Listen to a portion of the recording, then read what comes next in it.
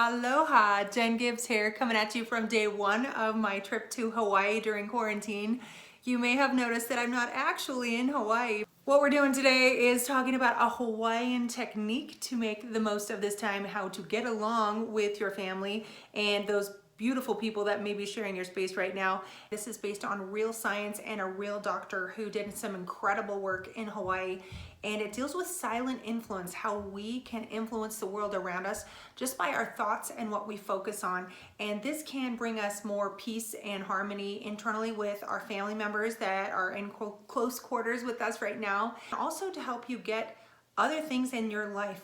We all have a frequency and an energy that we operate in, and this technique that I'm going to be going over with you, Ho'oponopono, is Hawaiian for making things right, and it can not only make relationships right around us but also help us change our results that we see.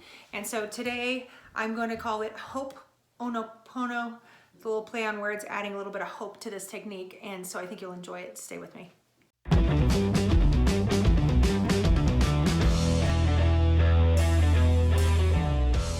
Is in session. Dr. Joe Vitale talks about it in his new book, The Art and Science of Results, the 9 most powerful ways to clear blocks to your ultimate success.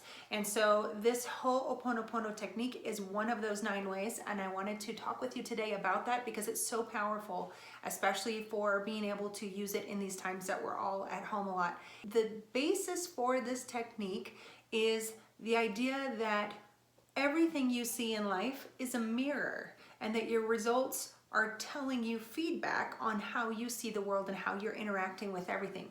The idea is that you have 100% responsibility for what's going on in your life. Now, he does qualify that by saying you didn't cause any, everything in your life, especially particularly hurtful things, that kind of thing. So it's not to stop and to feel bad and feel guilty for anything, but it is to realize that you have 100% responsibility for being able to change those results. And what's actually great about that is if you're 100% responsible, then you absolutely can make those changes. You have power to do that, right? And so that's a very exciting part of it.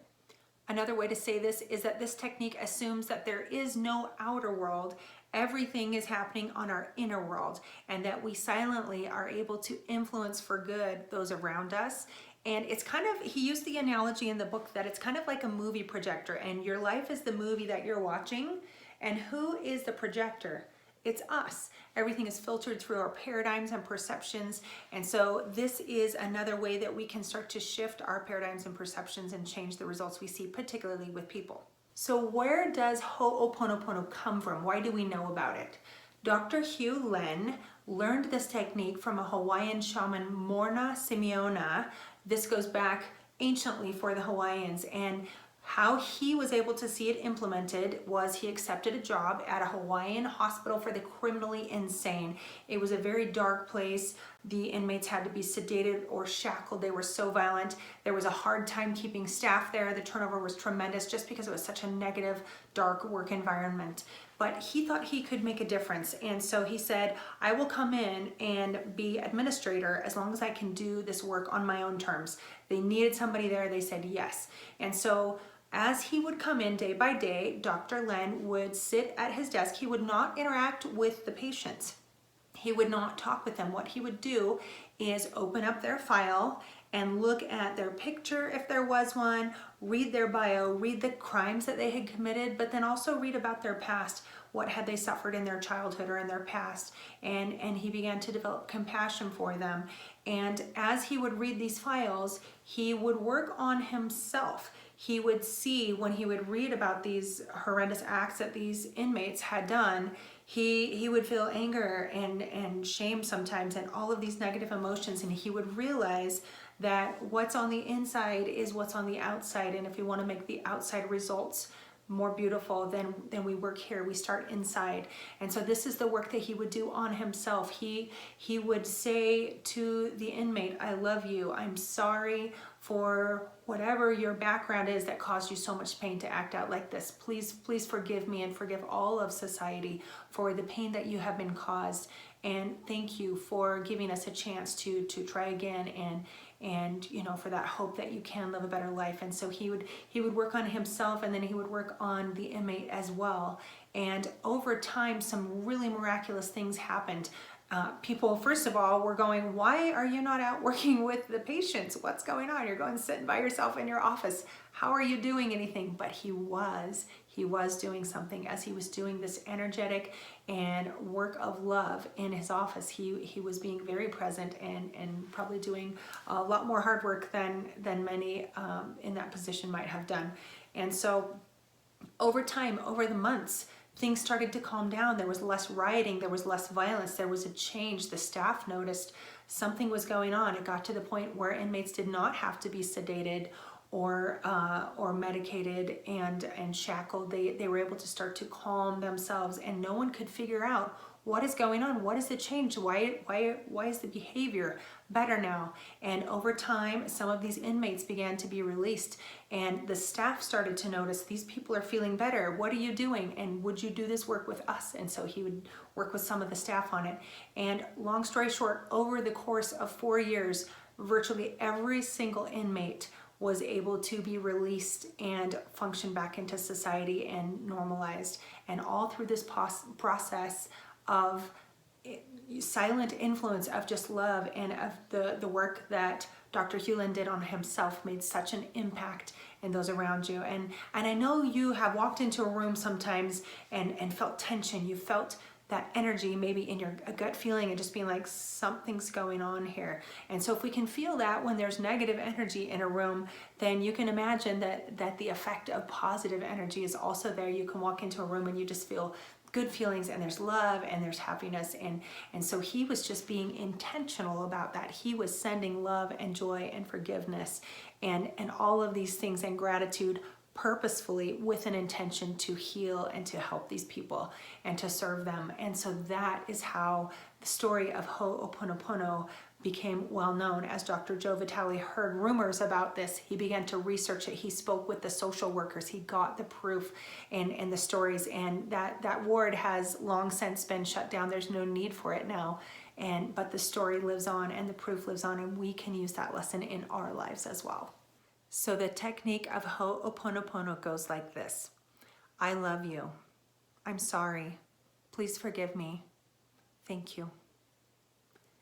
What this does is change who you are as you think these thoughts. It causes you to forget other things and to come inside of yourself and center and be very present. And when we're present, we can connect to our higher power better. It's a sort of a prayer. Joe Vitale refers to God, universe, higher power, nature, whatever you refer your higher power as.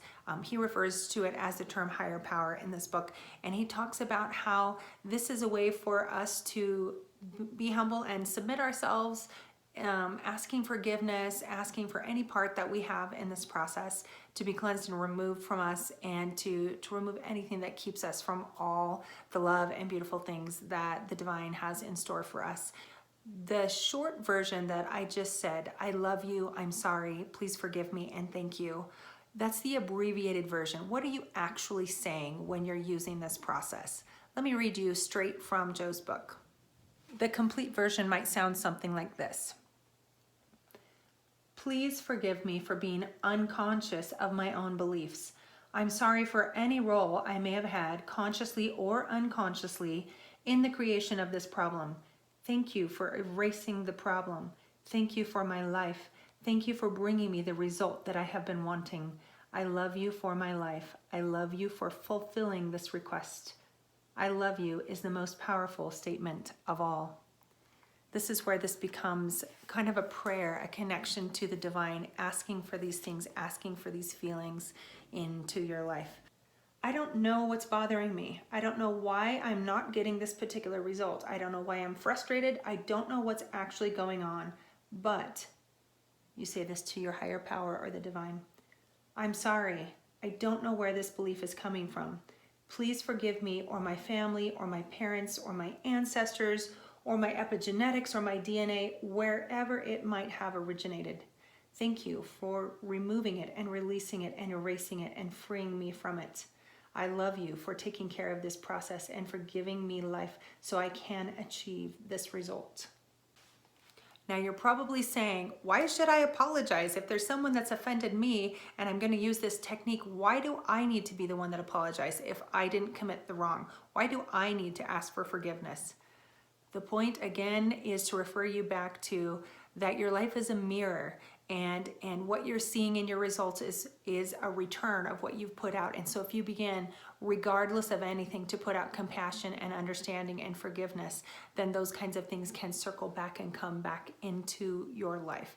It's again the idea that we're responsible for the energy that we put out. And so when you're saying, I'm sorry, please forgive me, it may be for something as simple as, I'm sorry that I've harbored these ill feelings against you. I'm sorry I've been upset that you offended me. I'm sorry I've pointed negative energy at you. I want to be the kind of person that doesn't do that anymore. And so please forgive me for doing that. I'm changing and upgrading myself. And I love you and thank you. Thank you for accepting my apology. Thank you for the new start that we can have. Joe mentioned it's kind of like this on the I'm sorry part. Say you're going in a crowded grocery store, that may have happened to you recently, and you bump into somebody with your cart. You didn't intentionally harm them, and you don't necessarily even need to say I'm sorry, but it's just our instinct. Oh, I'm sorry, we didn't mean to cause them harm. It doesn't mean that we get stuck on it and that we feel bad for days and days, or that we really did something genuinely wrong. You know, it was an innocent bump, but we still would say I'm sorry. So that's a little bit of the philosophy there. So what other kind of results besides relationship results has Joe been able to see? In his book, he talks about people overcoming fear, overcoming stuck financial situations, their pets improving, their health improving, even their gardens improving sometimes as they're using this technique. And I have personally used it in a variety of ways. You can say Ho'oponopono yourself in many different scenarios and use it for healing other areas in your life besides just your own relationships with others. For example, you can say this, I love you, I'm sorry, please forgive me, and thank you, to your Heavenly Father or God or higher power. You can say it to yourself. How beautiful is it to say to yourself, I love you, I'm sorry for being unkind, for being frustrated with you sometimes, self. Please forgive me, and thank you for all the good things you do. You can use it with your body. You can use it, I've used it on my paycheck once when I had a small paycheck and I was not grateful, and I said, no, I'm sorry for not being grateful. Please forgive me. I want the flow of money and abundance to be open to me, and I love you as small as you are. I appreciate all abundance in all forms, right? And so these are a handful of different ways that you can use it. And so I encourage you, take a moment. You don't necessarily have to say this out loud. You don't necessarily even have to know what limiting beliefs you may be trying to clear out because you're addressing your higher power with this technique. Then it all gets worked out for you and sorted out. So say it, you can say it quietly to yourself, or you can say it aloud with me now in the video. I love you. I'm sorry. Please forgive me. Thank you. All right, sending many beautiful wishes your way. I encourage you, use this technique in your life. Start saying it. Joe talks about saying it under his breath as like a mantra all the time, always helping him be present and full of love and compassion and looking for the good and full of gratitude. And that can only bring you more good things in your life. So I wish you the best there, and encourage you to take this technique, make it 3D in your life, and see some beautiful changes. Comment below if you're familiar with this and if you've used it, some of the effects that you've seen in your life. That's it for now. I'm Jen Gibbs. Stay tuned. Make sure you like and subscribe so you don't miss any of my uplifting and helpful videos, and I look forward to seeing you soon.